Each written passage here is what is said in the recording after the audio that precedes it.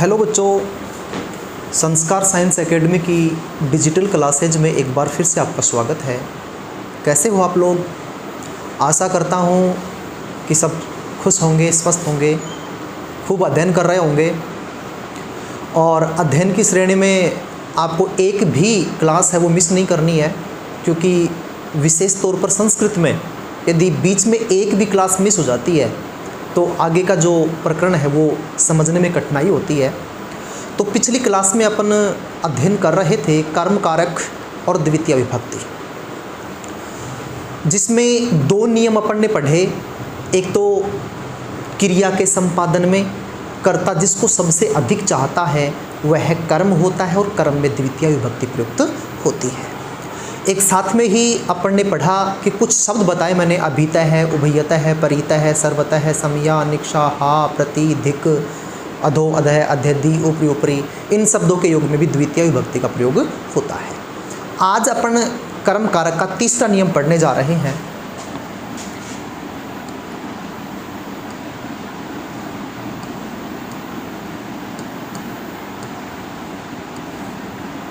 कर्म कारक नियम नंबर 3। नियम नंबर 3 जिसका सूत्र होता है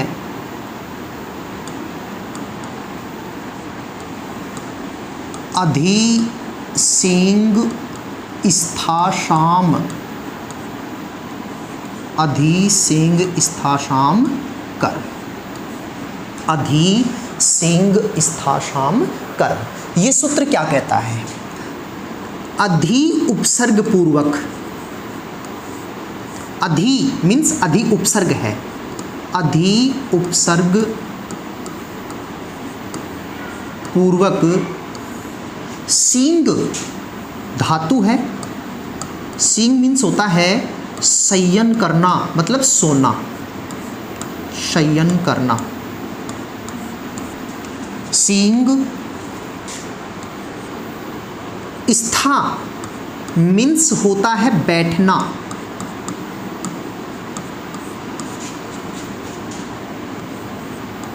आस, आस मीन्स भी होता है बैठना।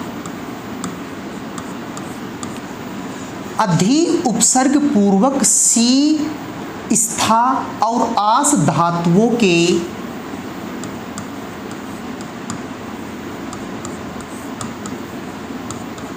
आधार की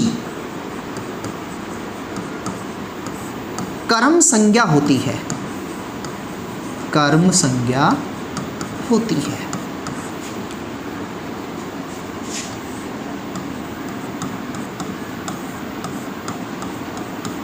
और कर्म में, और कर्म में द्वितीय विभक्ति प्रयुक्त होती है। द्वितीय विभक्ति प्रयुक्त होती है। ध्यान से देखिए, सूत्र बताया मैंने, अधि सिंग स्था साम कर्म, अधि सिंग स्था साम कर्म, मतलब अधि उपसर्ग पूर्वक, सिंग मीन्स शयन करना, स्था मीन्स ठहरना या बैठना, आस मीन्स भी बैठना, धातुओं के आधार की कर्म संज्ञा होती है और कर्म में द्वितीय विभक्ति प्रयुक्त होती है। सार क्या है? यदि अधि उपसर्ग के बाद में सी, स्था और आस धातुओं में से कोई सी भी धातु आती है तो उसका जो आधार होगा उसकी कर्म संज्ञा होगी और कर्म में हमेशा द्वितीय विभक्ति प्रयुक्त होती है। जैसे रमेश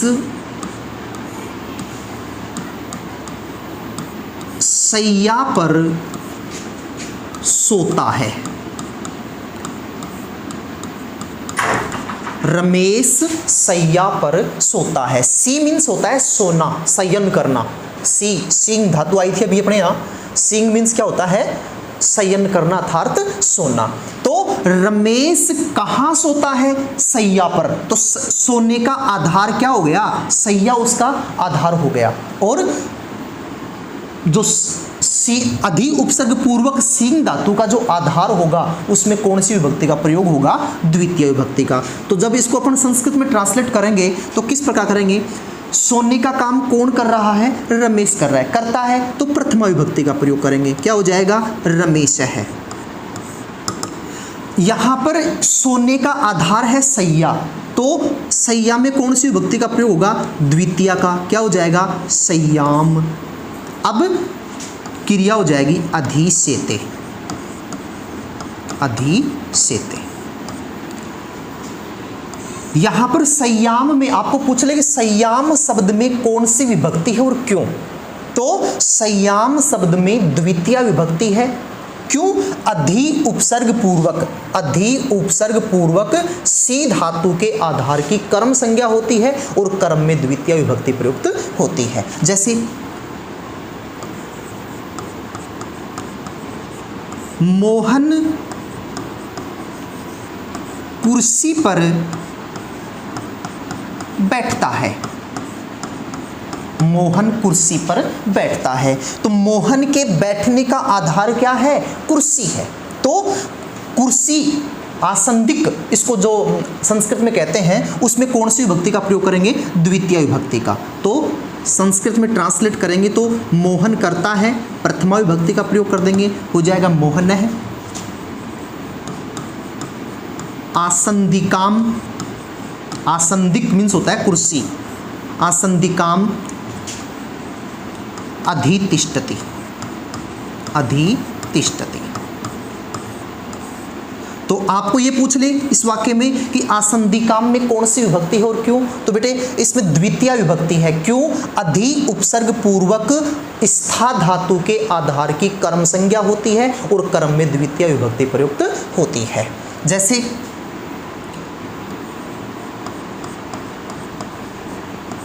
मोहन, सॉरी ये ले लो एग्जाम्पल, हरि वैकुंठ में बैठा है। हरि वैकुंठ में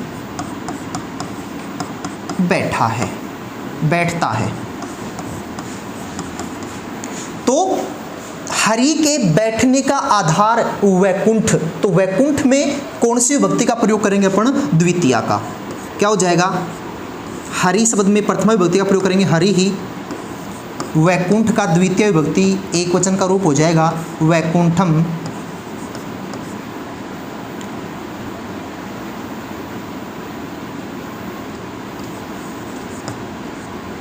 वैकुंठम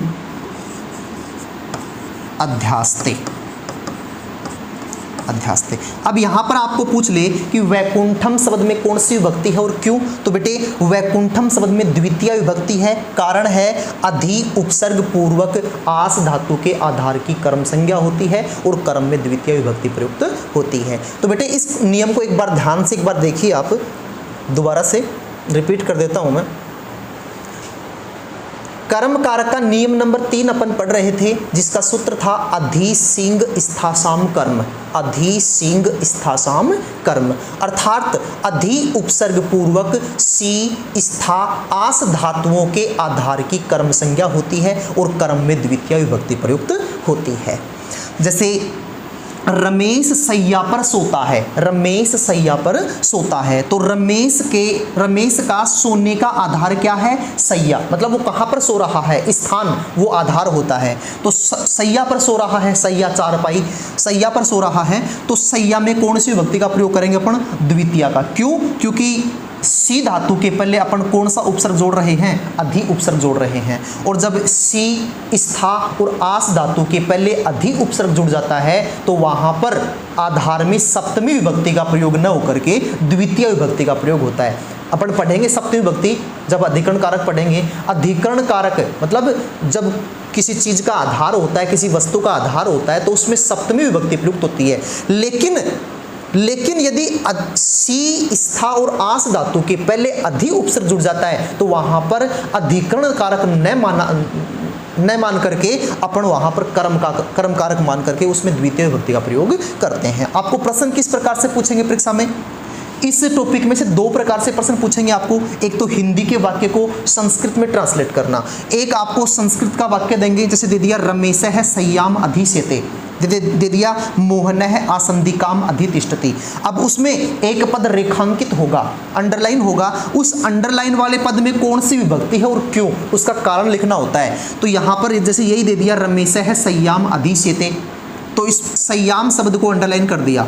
इसमें पूछ लिया कि इसमें संयाम शब्द में कौन सी विभक्ति है और क्यों, तो आप क्या लिखोगे, द्वितीय विभक्ति, द्वितीय विभक्ति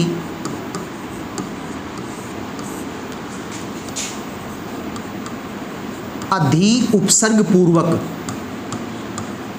अधि उपसर्ग पूर्वक सिंग धातो योगे, ये आपका कारण होगा। एक नंबर का प्रश्न होगा, द्वितीय विभक्ति लिखोगे, आधा नंबर मिलेगा।